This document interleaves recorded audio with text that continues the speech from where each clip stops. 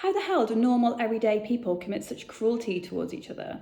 Let's get into it. So there was a psychologist called Albert Bandura, and he asked the question, how do people violate their own moral standards to commit cruelty and harm towards other people? How do they convince themselves their own ethical standards don't apply in a particular context and allows them to engage in selfish, cruel, inhumane acts? He developed the theory of moral disengagement, and there are 8 different mechanisms, but they typically tend to follow a 4-step process. The first thing that they need to do is to recreate the story of what happened so that their actions can't be seen as unethical. So you might hear things like, everybody else does it, or it's legal. The next thing they'll do is typically reduce their own agency or responsibility. They'll blame the organization, the context, something like, I was just following orders, or, oh, it was just an internet prank, something that takes the blame away from themselves. Next, they'll try denying or minimizing the consequences of their actions. We've all heard this before.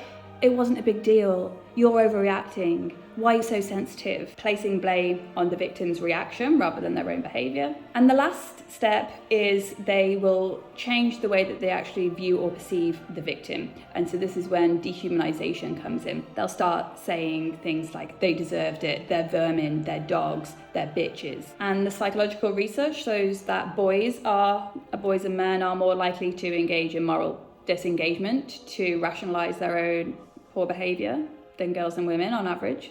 This theory is helpful because it helps us to understand how state violence operates and how people that you might not necessarily assume would cause harm do end up causing harm to others because they rationalize it in their head so that it doesn't interfere with their own perception that they are a good person. You'll see it in police, you'll see it in immigration detention centres and officers, ICE agents, and just your everyday people on the street. And on top of that, of the individualized mechanisms, got bureaucratic structures and systems in place so that no individual actually feels responsible for the actions of the group. One of the things that you can start paying attention to in your own life is the use of kind of sanitizing language or euphemistic language. Actually call out the truth of what is really happening. You'll see this on the news all the time. It would be something like, the woman was assaulted, rather than the man assaulted her or he assaulted her. You'll hear things like detention centres rather than concentration camps. You'll hear things like cookies, num num num.